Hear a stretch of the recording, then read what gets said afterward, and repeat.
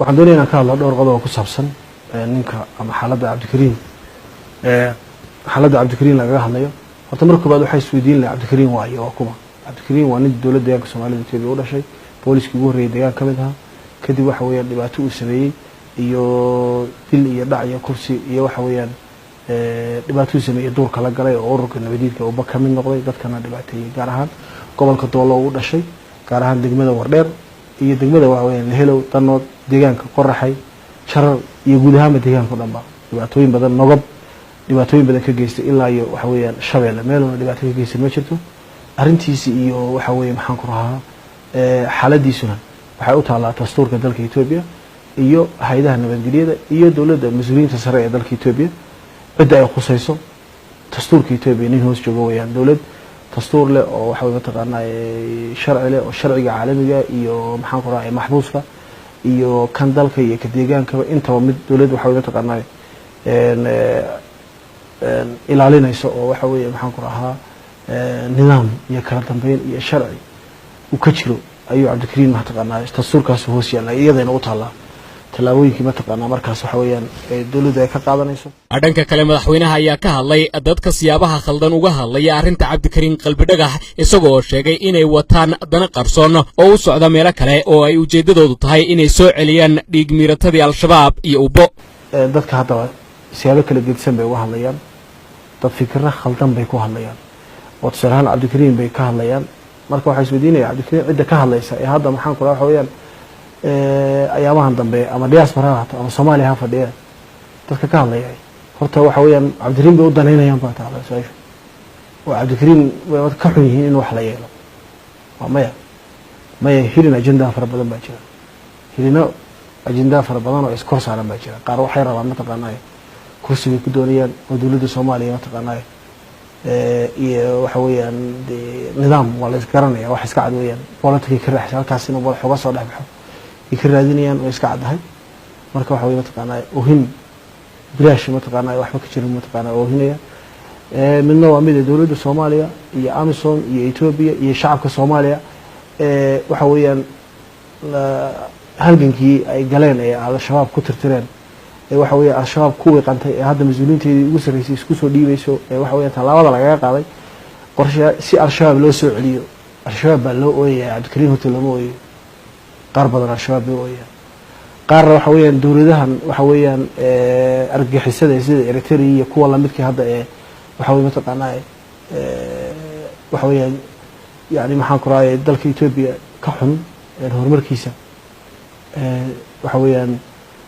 yaa ugu soo dhuumanaya kuwaas ma taqaanaa qorshayaal ay bixinayaan weeyaan dadka qaarkood oo iyagu dad nooca u hadlaya weeyaan madaxweynaha ayaa intaas ku daray in cidda dhahaysa Cabdikariin 77kii ayuu dhaawacmay ay uga habboon tahay inay ka hadlaan kuwa maalin kasta ku dhaawacmaya Soomaaliya iyo dhibaatada al-shabaab Cabdikariin 77kii uu dhaawacmay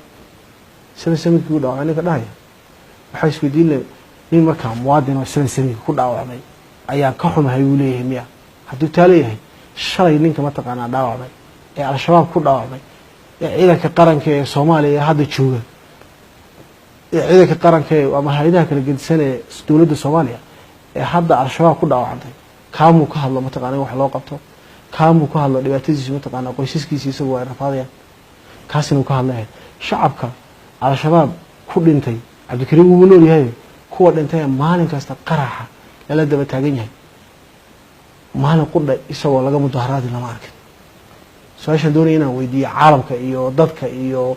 ciidan hadlaysay waxa weeyaan war Cabdikariin marka uu mudaharaadaysa nin baa la dhiibay Cabdikariin waa hal shakhsi weeyaan waxa weeyaan dawladda Itoobiya oo waxa weeyaan taqaanaa 2000 sano Itoobiya soo dastuur iyo sharci ka jira ayaa jira uu ka nasiib fiican yahay kuwii horaan leeyahay waxa weeyaan taqaanaa si nabadgelyo ku jooga wax ku taqaanaa ay ku dhicina ma jirto sanamisanay dastuurkaas uu xusiyo bulay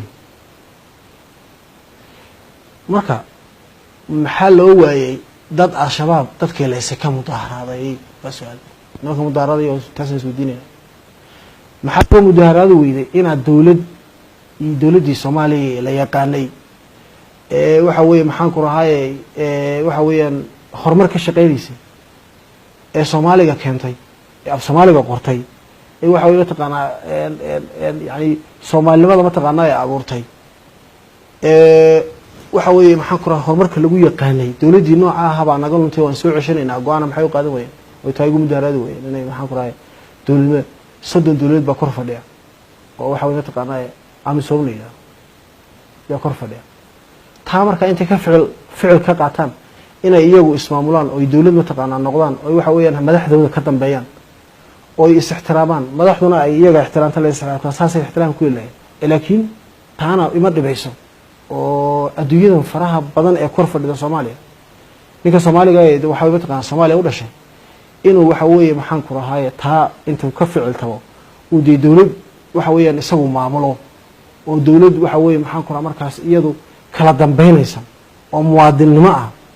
inuu helo inuu u mudaaharaado waxa weeye maxaan ku rahaay al-shabaab baa u diidanay al-shabaab iska dulqaado qabyaalad baa u diidanay qabyaalad iska dulqaado taas baa inuu ka mudaaharaado Cabdikariin ma ahayd mataqaanaa inuu ka mudaaharaado marka taa waxaan leeyahay dib iskugu noqdo waxa weeyaan waxay ka dhigan tahay dadkii al-shabaabta leeynayay Soomaaliya ku dhintay ardada hay qalin jabinay waxa weeye maxaan ku rahaa ardada iyagoo maanta soo qalin jabiyay oo jaamacadda ka soo qalin jabiyay